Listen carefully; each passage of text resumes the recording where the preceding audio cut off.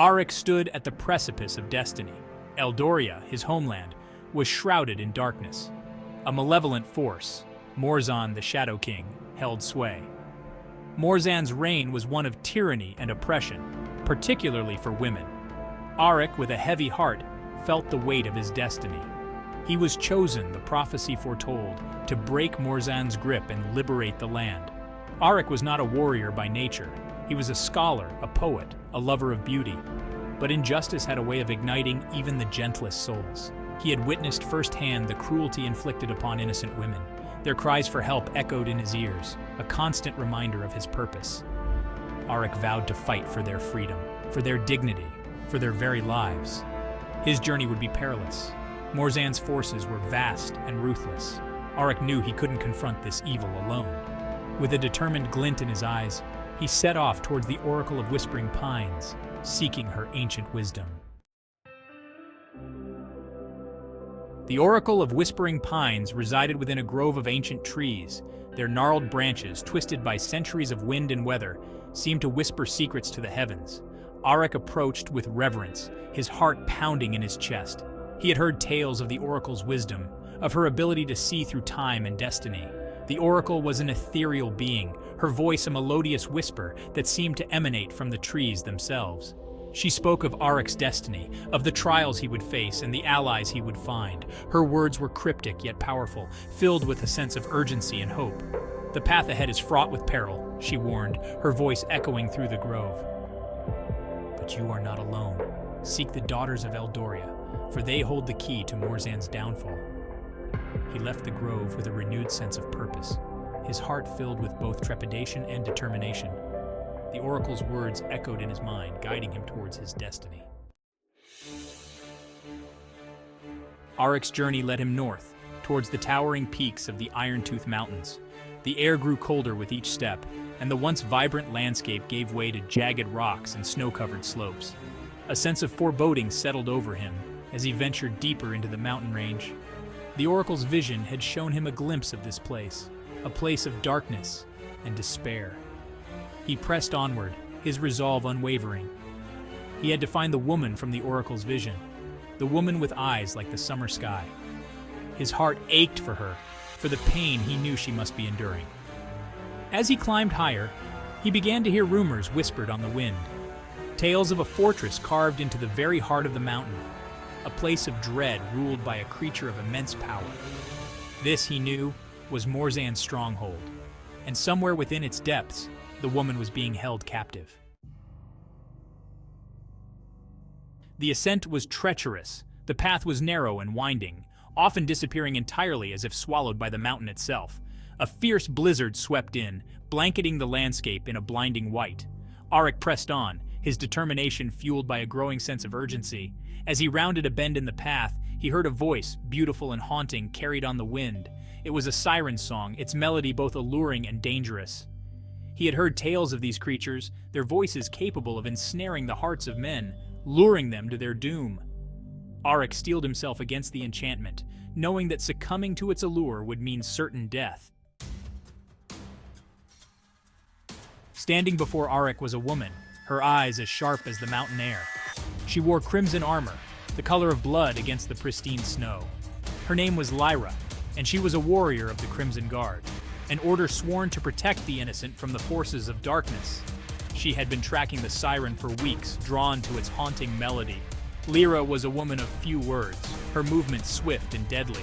She moved with a grace that belied her strength, her sword a blur of motion. Aric knew instinctively that he could trust her.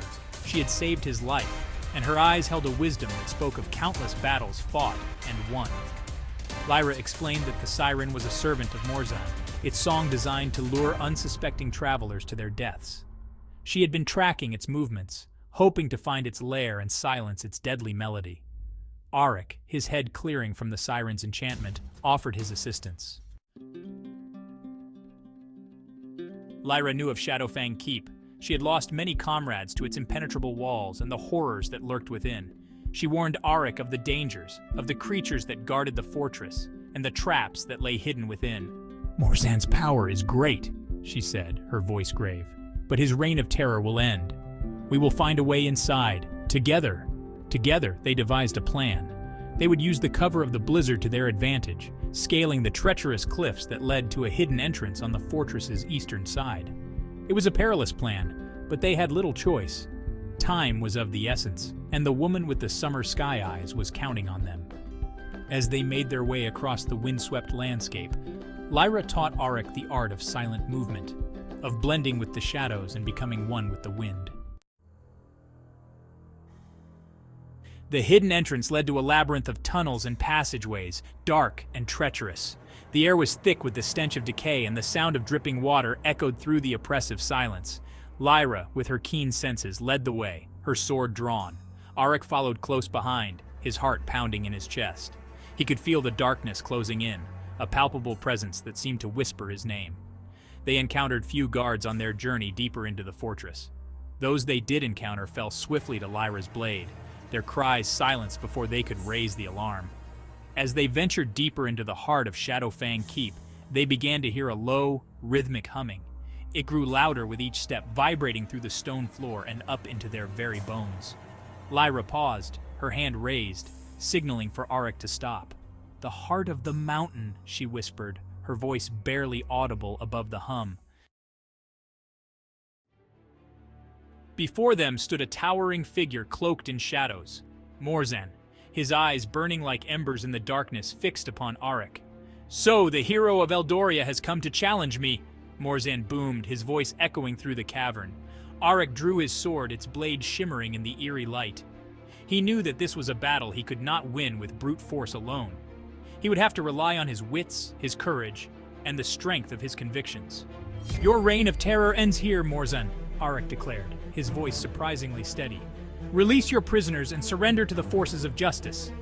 Morzan only laughed, a chilling sound that sent shivers down Aric's spine. "You are a fool to challenge me," Morzan spat. "I am Morzan, the Shadow King. This land is mine, and all who dwell within it are subject to my will." With a roar, Morzan unleashed a torrent of dark energy. Aric dove to the side, narrowly avoiding the attack. The energy slammed into the cavern wall, showering them with debris. Aric remembered the oracle's words. The daughters of Eldoria hold the key to Morzan's downfall. He looked around the cavern, his eyes falling upon a cage suspended above the swirling vortex of energy. Inside the cage, her eyes wide with fear, was the woman from his vision, the woman with the summer sky eyes. Ignoring the battle raging around him, Aric scrambled up the treacherous rock face towards the cage. Morzan, distracted by Lyra's assault, did not notice Aric's movements until it was too late. "No!" he roared, his voice filled with rage. He tried to break free from Lyra's assault, but she held him fast, her blade a blur of silver in the flickering light. Aric reached the cage and with a mighty heave, broke the lock. The woman, her name was Alara, tumbled into his arms. Together, they made their way back down to the cavern floor. As Alara stepped onto the ground, a surge of energy pulsed through the cavern. The vortex of power that fueled Morzan's magic flickered and sputtered as if starved of its source. Total lines 103.